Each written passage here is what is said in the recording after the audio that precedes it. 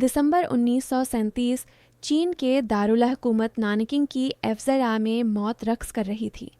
जापानी अफवाज शहर में दाखिल हो चुकी थीं और एक ऐसा जुल्म और सितम शुरू होने वाला था जिसने इंसानियत की तारीख पर एक सियाह धब्बा छोड़ दिया।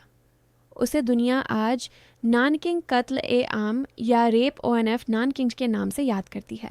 जापानी फौज ने शहर पर कब्जे के बाद 6 हफ्ते तक कत्ल, लूटमार और असमत दरी का ऐसा सिलसिला जारी रखा जिसने दुनिया को हिलाकर रख दिया।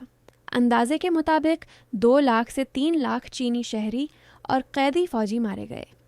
कुछ को गोलियों से भूना गया, कुछ के सर तलवारों से काटे गए और कुछ को सिर्फ तफरीह के लिए संगीनों से छेद दिया गया।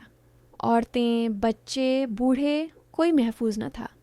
हजारों औरतों की असमत दरी की गई और अक्सर उन्हें ज्यादती के बाद बेदर्दी से कत्ल कर दिया गया।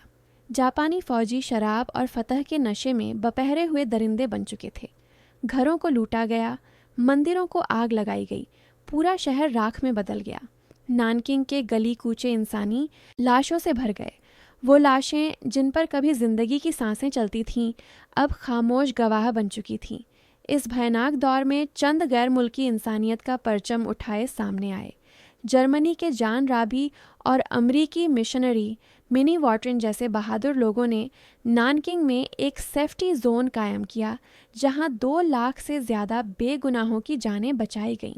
लेकिन उनकी आंखों ने जो देखा वो अल्फाज में बयान नहीं किया जा सकता।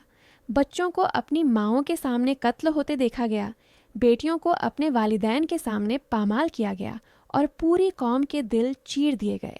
जापान ने नानकिंग को महज एक शहर नहीं बल्कि एक इंसानी आलमिया बना दिया। बाद ए जंग टोक्यो ट्रायल्स में कई जापानी अफसरान पर जंगी जुर्मों के मुकदमे चले। कुछ को फांसी हुई, मगर लाखों बेगुनाहों के खून का इंसाफ कभी मुकम्मल नहीं हो सका।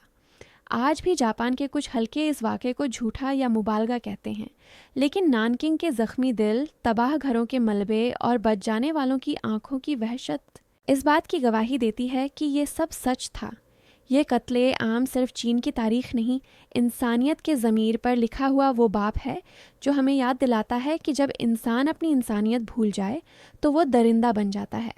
नानकिंग हमें ये सिखाता है कि ताकत अगर इंसाफ से खाली हो तो वो जुल्म बन जाती है, और जुल्म जब हद से बढ़ जाए तो तारीख उसे कभी माफ़ नहीं करती। आज जब हम दुनिया में बढ़ती नफ़रत, जंगों और ताकत की हवस को देखते हैं तो नानकिंग की याद हमें झंझोड़ती है कि इंसान ने अगर अपनी माजी की गलतियों से सबक न सीखा तो कल एक नया नानकिंग जन्म ले सकता है। नानकिंग कत्ल-ए-आम सिर्फ एक तारीखी वाक़े नहीं, ये एक आईना है जिसमें इंसान अपनी वहशत, अपनी हमाकत और अपनी बेहिसी को देख सकता है।